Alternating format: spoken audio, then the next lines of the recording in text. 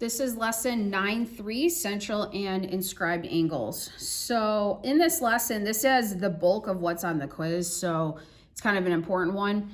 The first definition is, in a circle, the degree measure of an arc is equal to the measure of the central angle that intercepts the arc. Okay, so in other words, this is kind of weird, but when we think about the edge of the circle, we have two ways to think about it. We can think about it in terms of like length, like how long it is, like, oh, it's like 5 centimeters long, blah, blah.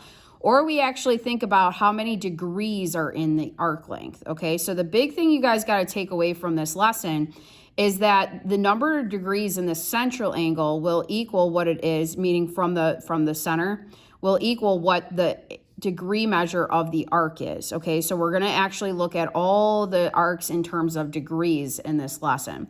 So if you can imagine, the total number of degrees around an entire point is 36. So that means all these arcs around the outside also all add up to be 36, okay? So like, for example, in this first one, if you wanted to know what this angle is right here, you could do 360 minus 85, and that would give you 275 degrees, right, for this angle right there. So that would be the same thing as a major arc AB. That would also be 275 degrees in that arc, okay? So down here, the first theorem, which is pretty easy in this lesson, is the central angle will equal its intercepted arc. By the way, intercepted arc means the arc that's squished in between the sides of the angle. This means intercepted, in between, okay? So x in that case would be 80. Super easy.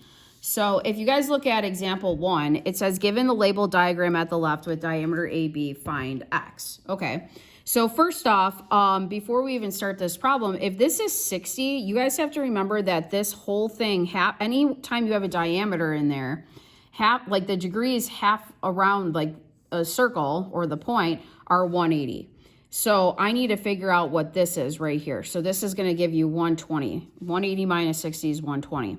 So I know that all four of these angles add up to be 360. So 60 plus 120 plus 3x plus 5 plus an x minus 1 all add up to be 360. So if you combine like terms, we would get 4x plus 184 is equal to 360. Subtract 184 on both sides. We would get 4x is 176, divide both sides by 4, and you get 44. And that's all they wanted was find x. Okay, so now we can turn the page. Okay, so here's another example of how you may see it on the quiz. So given the circle with the center indicated, find x. Okay. Well, if this arc right here is 70, that means the central angle is also 70.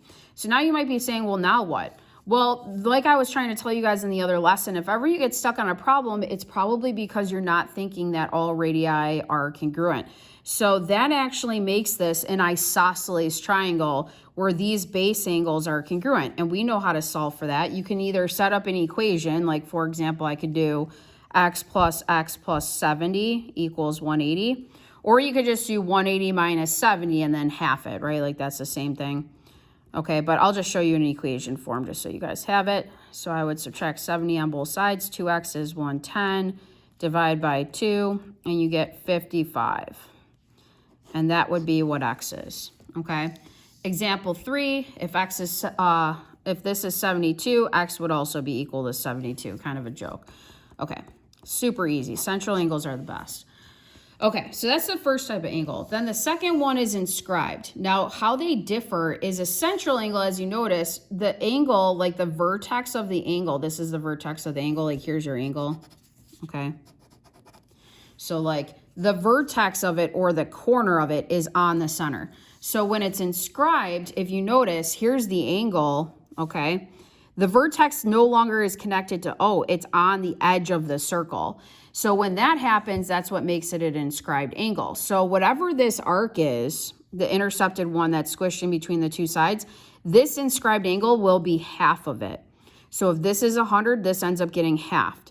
So A good way to think about it is actually putting a central angle also in there, because like if this is 100, this would also be 100. So that you can see there that the inscribed angle is obviously not opened up as big as this one. So it's easy to tell that that would be half and not 100.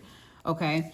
So I call these boomerang questions. We're going to do an example in a second, but they really like those type of questions. So for the first one, same thing. If this is 108, this is going to be half or 54. So X would just equal 54. Okay, so then turn the page. Got a couple more. Okay, so for example 2, it says, okay, if this is 56, find X. Well, again, the whole point is that this right here is a diameter, right? So if this is 56, I know this whole arc length is 180. So if I do 180 minus 56, I get 124. So this is still an inscribed angle. So, right, its endpoints are right like here, and its vertex is on the edge of the circle. So half of 124 is going to be 62. And that would be what your X is, okay? So keep that in mind. I mean, I know this isn't a great way to label it, but anytime you have a diameter, that's what's happening. Okay, so then for number 3. So this one's kind of cool. If you look, here's another diameter. So if you think about the arc length of this whole like semicircle, it's 180. So if you have a circle that's inscribed inside a semicircle, this ends up being half or 90 degrees. So this one's really cool because it has a special theorem to it. It's called Thales theorem, but pretty much it doesn't matter how you were to draw your circle. Like say you went like this and then you drew it like that. No matter what, it has to be 90 when it's connected, like when the endpoints of the inscribed angle are on the ends of the diameter, right? Like you could draw it infinitely many ways, but no matter what, it'll always give you a 90-degree angle. It's kind of cool because it has to be half of 180. Okay, so that's kind of a big one. So then a couple boomerang questions going on. So number 4, if this is an inscribed angle, its intercepted arc is double its length. So if that's 50, that's 100. And then this is a central angle, so it's congruent. So you would get X is 100 on that one. Okay. So for number 5, this one's got an angle here. So again, you got to remember that all radii are congruent. So I actually have an isosceles triangle. So if this is 50, that base angle is congruent to it. That's 50. So then by triangle sum, 180 minus 100 is 80. So that makes this angle 80. And then that means, so this is a central angle. That means its intercepted arc is also 80. And then I go to the inscribed angle, and that's going to be half of its intercepted arc. So the answer is 40. A lot of bouncing around in that one. Okay, but that's the idea. So then the last one here.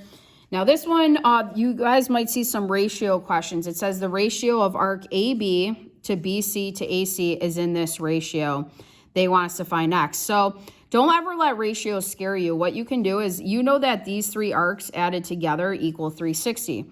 So you can do 3x plus 4x plus 8x and set it equal to 360. That's not going to be the x we need. That's just going to tell us like how to find what each arc length is around the outside.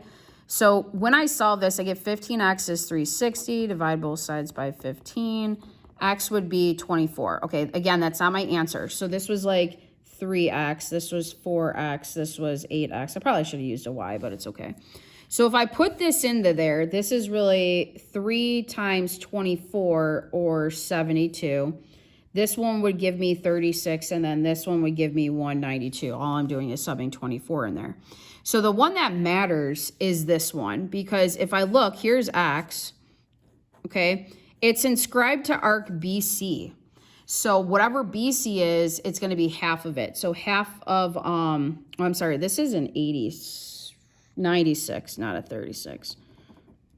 Half of 96 is going to give you 48. Okay, so X then, this X is 48. Okay, and that would be the answer.